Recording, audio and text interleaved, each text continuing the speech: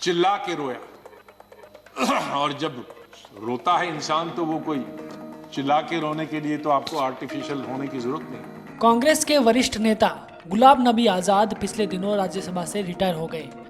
उन्हें विदाई देते हुए प्रधानमंत्री नरेंद्र मोदी के आंसू छलक आए। परिवार के सदस्य की चिंता करें,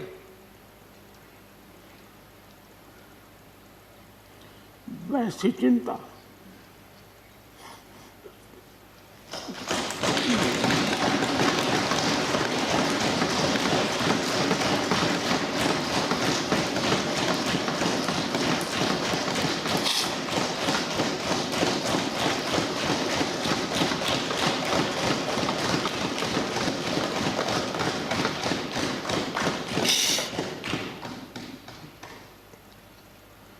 पद, सत्ता जीवन में आती रहती है, लेकिन उसे कैसे पचाना। मोदी ने कहा था कि गुलाम नबी आजाद जैसा दूसरा नेता कांग्रेस को नहीं मिलेगा। आजाद के साथ बिताए वक्त को याद करते हुए मोदी कई बार भावुक हुए थे। बाद में गुलाम नबी ने भी जब उच्च सदन में अपनी बात रखी तो उनकी आंखें भी नम हो गईं। फिर अटकलों का दौर शुरू हो गया कि कहीं आज़ाद कांग्रेस छोड़कर भाजपा में शामिल होने तो नहीं जा रहे। इन अटकलों का जवाब खुद गुलाम नबी आज़ाद ने दिया है। आज़ाद ने कहा कि मैं भाजपा में तब शामिल होऊंगा जब कश्मीर में काली बर्फ पड़ेगी। भाजपा ही क्यों, उस दिन मैं अन्य किसी पार्टी में शामिल हो जाऊंगा। जो लोग ये कहते हैं या इन अफवाहों को फैलाते हैं वे मुझे नहीं जानते। जब राजमाता सिंधिया विपक्ष की उपनेता थी तो उन्होंने खड़े होकर मेरे बारे में कुछ आरोप लगाए।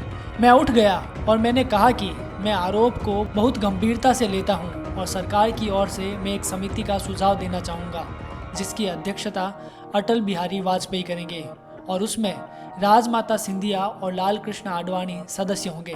मैंने कहा कि उन्हें 15 दिनों में रिपोर्ट पूरी करनी चाहिए और वे जो भी सजा का सुझाव देंगे मैं उसे स्वीकार करूंगा। अपना नाम सुनते ही वाजपेयी जी मेरे पास आए और पूछे ऐसा क्यों।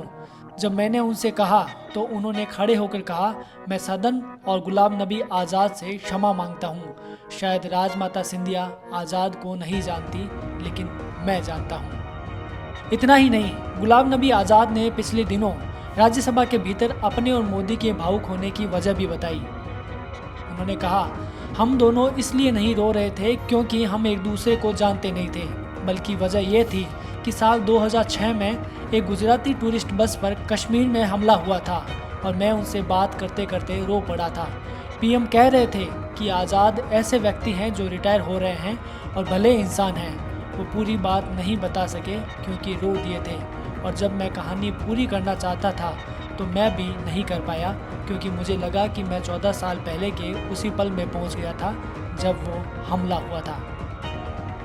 बहरहाल कांग्रेस के सीनियर नेता गुलाम नबी आज़ाद ने उपरोक्त बयान देकर बीजेपी ज्वाइन करने के कयासों पर विराम चिन्ह लगाने का काम किया है। टीम खबर अपडेट।